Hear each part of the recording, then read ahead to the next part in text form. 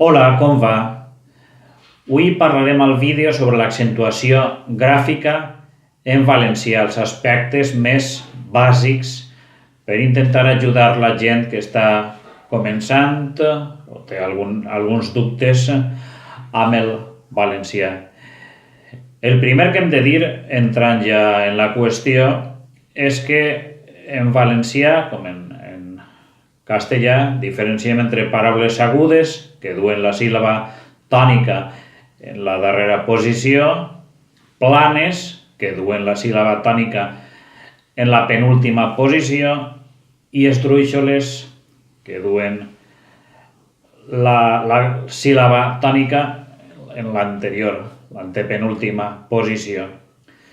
Les paraules agudes, és a dir, les que tenen la força, la síl·laba tònica, camió, per exemple, sofà, síl·laba tònica en la darrera posició, duen l'accent gràfic en unes ocasions semblants, uns casos semblants al castellà, però no exactament els mateixos, i d'ahí ve la dificultat.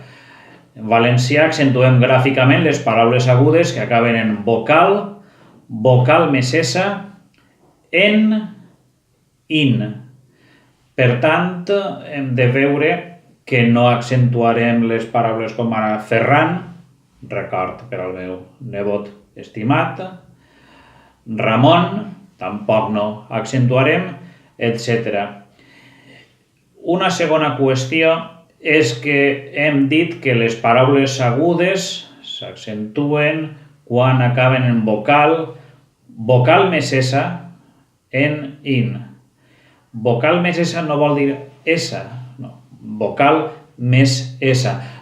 Dic això perquè cognoms com ara talents, record per a Genaro Talents, no s'accentuen perquè no és vocal més s, és s a soles. I això en valencià no s'accentuen. I també el segon dels aspectes que volem destacar des de les agudes és que les paraules que acaben en diftong decreixent no s'accentuen gràficament. És a dir, tingueu, ixe eu es considera una situació diferent de vocal.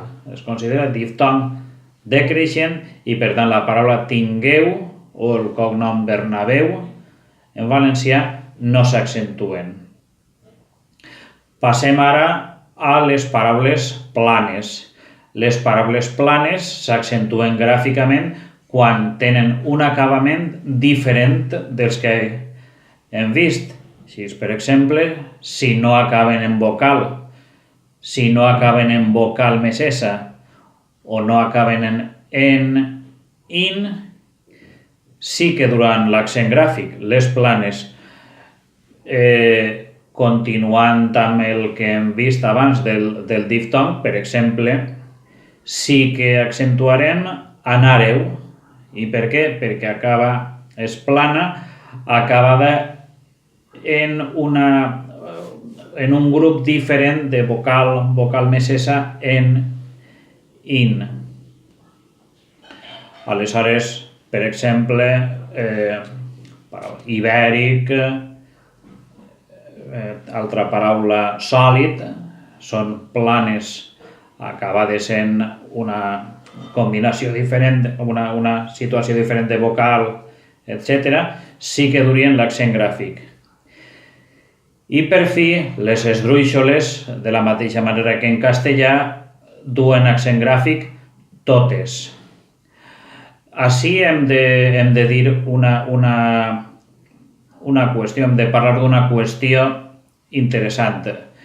En valencià són esdrúixoles, per un motiu que no analitzarem ací, són esdrúixoles les paraules acabades en, per exemple, notícia, església, són paraules que acaben en el grup ia, ie, notícies també, que no formen diftong, aleshores comptaríem efectivament com paraula que du la síl·laba tònica en posició antepenúltima. I aquestes són les normes d'accentuació gràfica. D'altra banda, existeixen les normes de l'accentuació diacrítica que veurem en un altre vídeo i que no són l'objectiu d'este vídeo. Ara, una vegada hem vist això, hem de parlar. A veure, sí, el problema del valencià, la situació del valencià és que tenim accent a un costat i a un altre. És a dir, en castellà sols s'accentuen cap a la dreta, anem a dir, pam. Ja, el que passa és que en valencià accentuem d'un costat i d'un altre. En quines situacions